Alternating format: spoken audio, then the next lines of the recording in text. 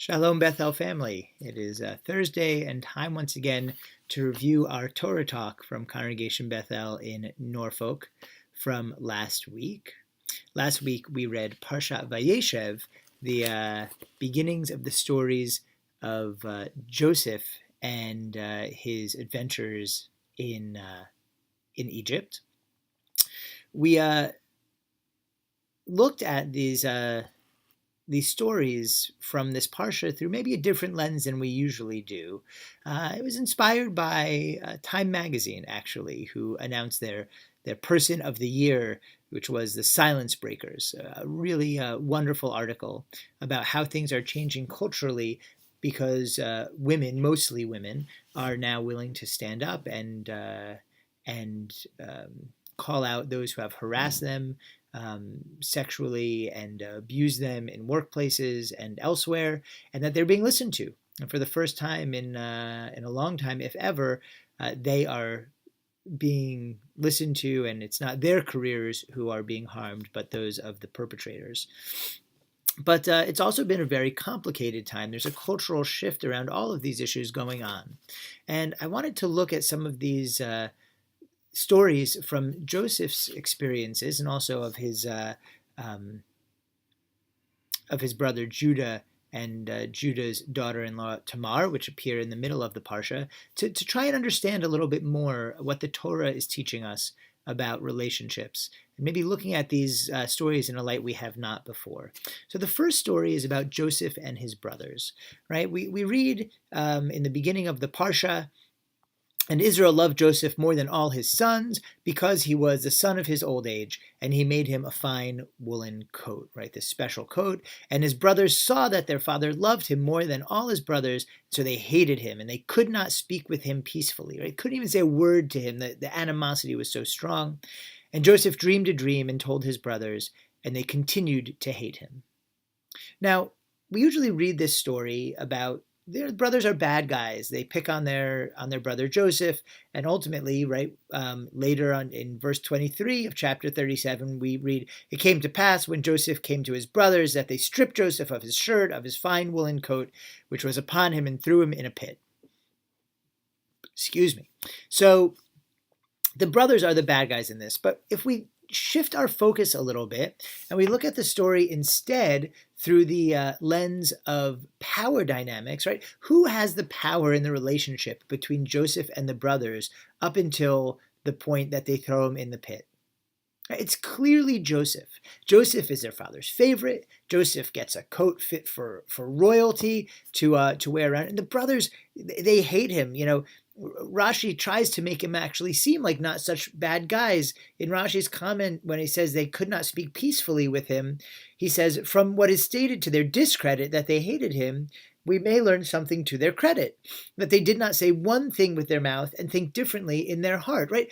Even Rashi, who recognizes Joseph as the hero of this story, wants to make the brothers sound maybe a little better because they've gotten such a raw deal, right? Totally looked past by their father and jealous of their brother. And now let's think about that incident at the pit when the power dynamics seem to change and the brothers overwhelm Joseph and throw him in a pit. Let's look at that verse again. "It came to pass when Joseph came to his brothers, they stripped Joseph of his shirt, of the fine woolen coat which was upon him." Now, one commentator calls out the question, which I had never noticed before, but is really a wonderful question, which is, what is Joseph doing wearing his fine woolen coat? It's not a traveling cloak. He's gone off to Dotan to see his brothers. They're not local. He's traveling, right? But when he goes, he puts on his ketonat pasim, his fine woolen cloak, as if to say, when they see him in a distance, they say, "There he is, and that's it. We got to kill him now."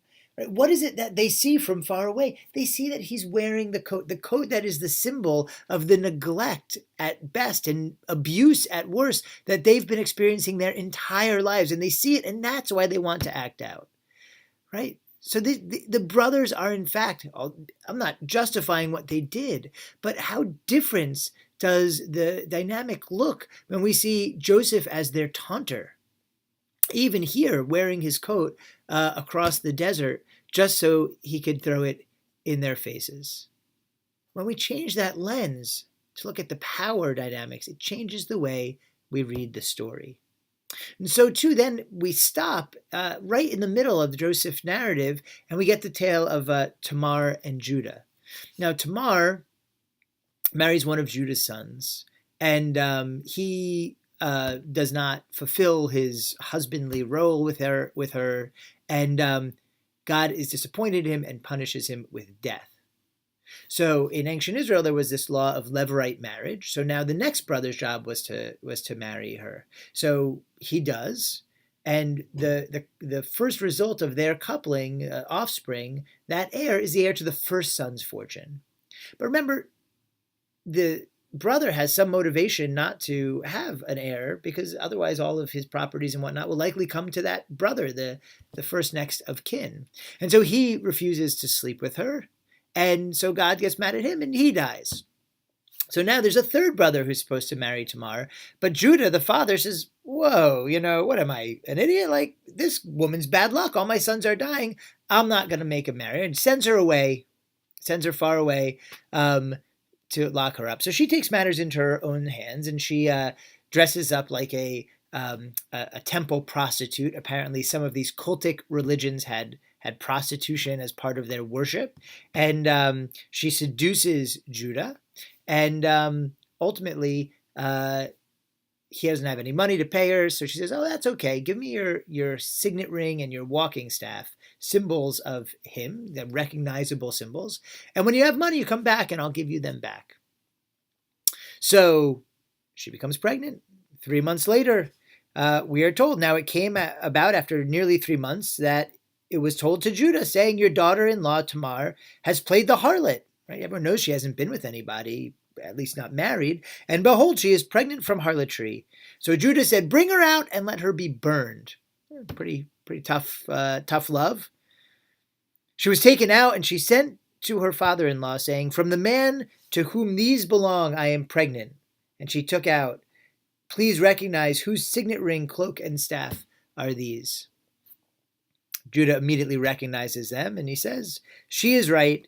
It is from me, because I did not give her to my son Shelach, but he no longer continued to be intimate with her. Right? So ultimately, he was the next of kin who provided Tamar with her heir. Again, let's look at this for power dynamics. Who has the power in this relationship? It's all in Judah's camp. It's all in the man's camp.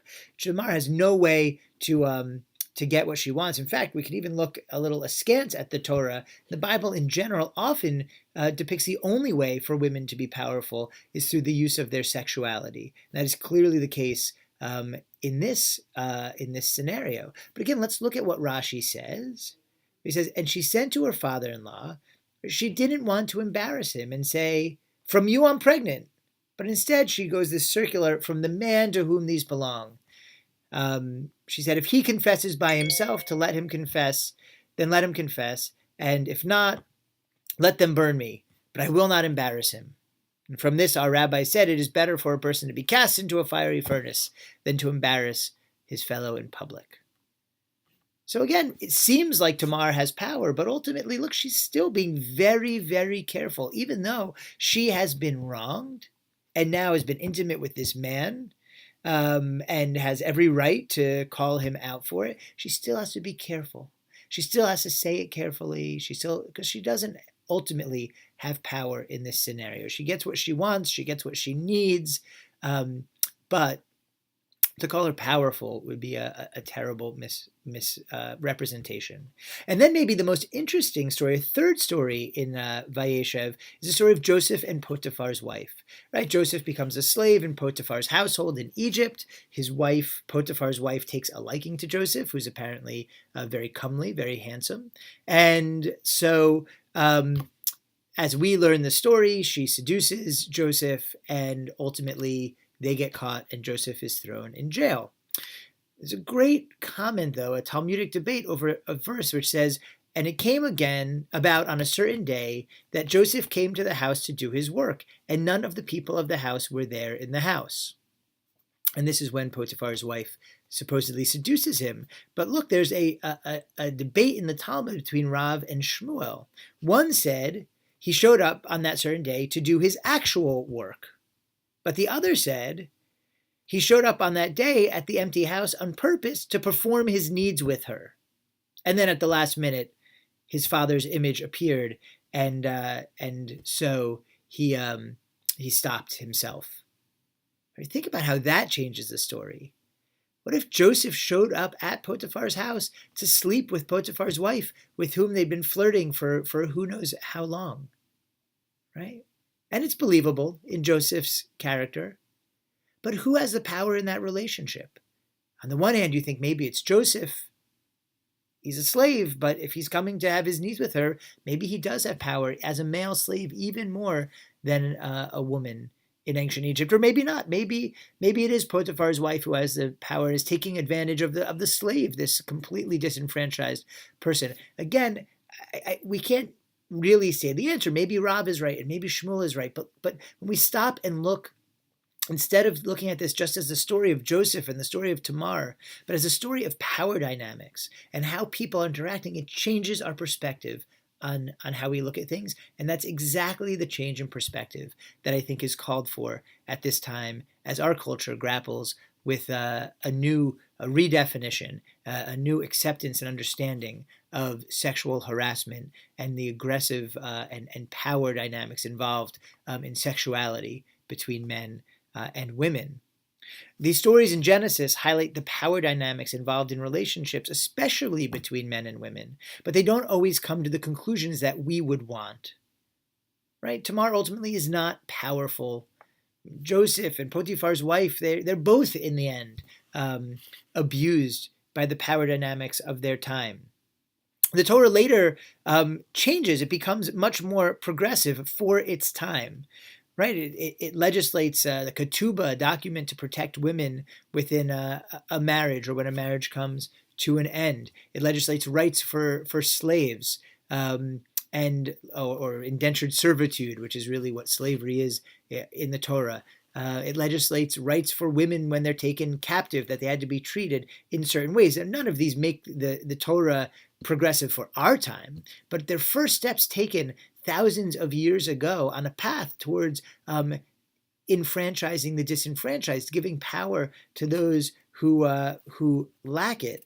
And there's a powerful message for us in that. And what this moment calls for is a looking at all of our relationships through a different lens, the lens of power dynamics.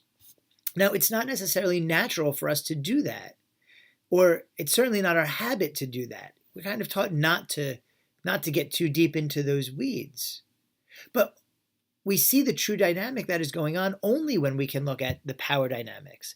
That every situation, almost every situation, is really about a party with an upper hand and another party that is trying to dominate the other. And most often, that is a man trying to dominate a woman, and often using sexuality as a tool, as a lever, in the most evil kind of way.